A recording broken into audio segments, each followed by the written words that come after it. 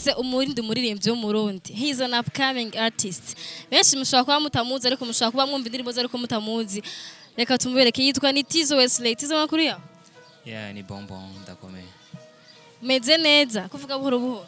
Meze neza cyane. Ndakurushijwe ndumukobwa agira ifumbwe cyane. Okay, meze bon.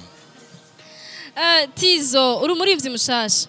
Shaka utubwire muri make abarinzi cyane mukura muhura n'ibihe bibazo mu gihe mugitangura umuziki mutaragira mwishikanya nk'abakuru banyu.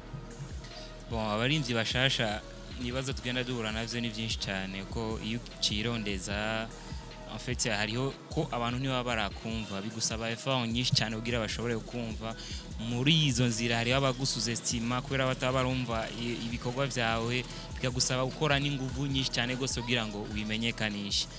Yeah. Wewe challenge maze guhura nazo we nka Tizzo ure kuvugira abandi ba upcoming en general. Wewe nka Tizzo nize challenge uri kurahura nazo muri misi. Yeah, izo ndiko nahura nazo aho bon nakwishyuka ariko nyene n'ubundi neza uvuga en general kuko bituraba twese ivyo muhura navyo n'abandi tuganira ngenda nsanga ari byo na voilà.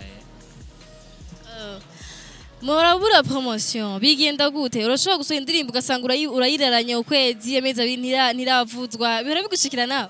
Yeah, birashika cyane gose kurumva batakuzi naho uja gusaba emission canke ugasaba promo nyene barayikwima ko nabwo baba barumva bikorwa vyawe cyane n'andi nakubwira ati bisaba kugira effort nini cyane kugira ngo wigaragaze. Tizzo ufise indirimbo zinge kugeza uwe? Si indirimbo zine. Urafise umuntu agufasha kuja muri studio gusohora indirimbo harimwe amaudio gusa nkamwe n'amavideo? Yeah, ndafite video imwe izindi ni audio. Urafise umuntu aragufasha kugira ngo ushobore gukora ivyo bikorwa vyawe? Amfasha ku kibazo cy'uburyo. Yeah, cy'uburyo ariko nibaza ko bagufasha ari uburyo bwinshi ari ama idea ku buryo hose mu domaine yose. Okay, abamfasha ni benshi cyane. Yeah, novuga ni benshi cyane kabisa ko n'umuntu aza kubwira ati bon aha haririmba uku canke iki kintu cyawe gitwara uku indirimbo zo isohora umunsi ubizoba vyiza niho bari kugufasha umva abagenda bamfasha mu bikorwa byanje ni benshi cyane. Ufite target yo kugera hehe canke ifuza kuzogera hehe ejo muri future yawe? Ufite target yo gushika kure cyane kuduzi idarapo ry'u Burundi nkagerekanisha mu makungu ya kure cyane sinumva ingene no shobora kuvuga ngo shaka gushika ariko nshaka kumenyekana mbe international. Yeah.